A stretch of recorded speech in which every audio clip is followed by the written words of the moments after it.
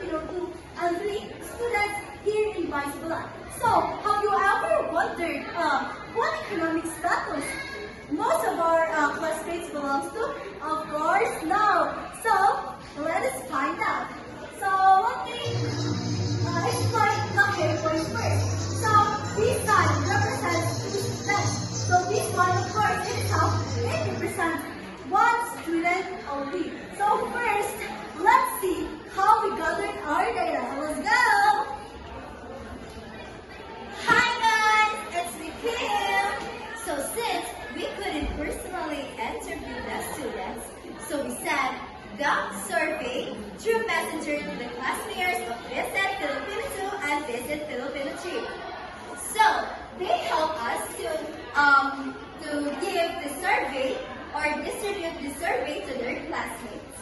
So in total of the we gathered responses from 61 students. So in 30 students is from VSN Filipino 2 and the 31 students is from Visit Filipino 3. So now we have the data. So what we're going to do? So now let's check out the results. Alam na!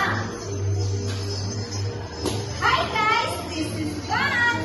So today, according to the Philippine Statistic Authority, families are grouped into 4 categories, which is the poor income, the low income, the middle income, and lastly, the high income.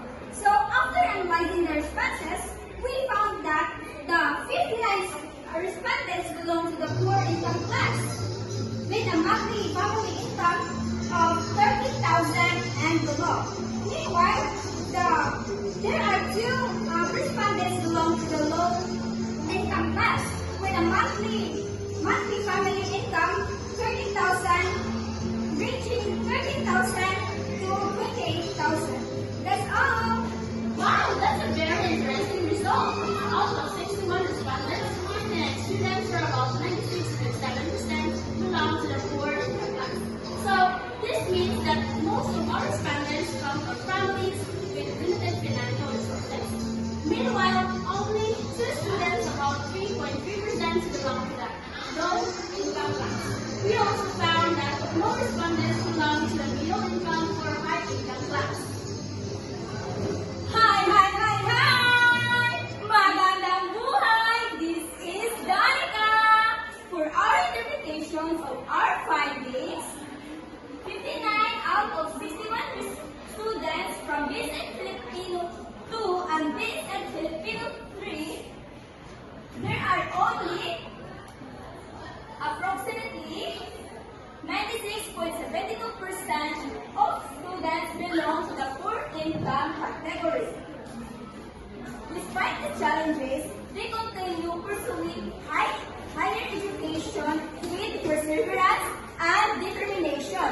On the other hand, the low income category, there are only 2 respondents or approximately 3.28% of students belong to the low income category. While there's more, the high income and middle income, no one belong to them. In conclusion, our findings reveal that the majority of the respondents came from economically disadvantaged families. This information is valuable in understanding the financial development of our students, and it may serve as a basis for future programs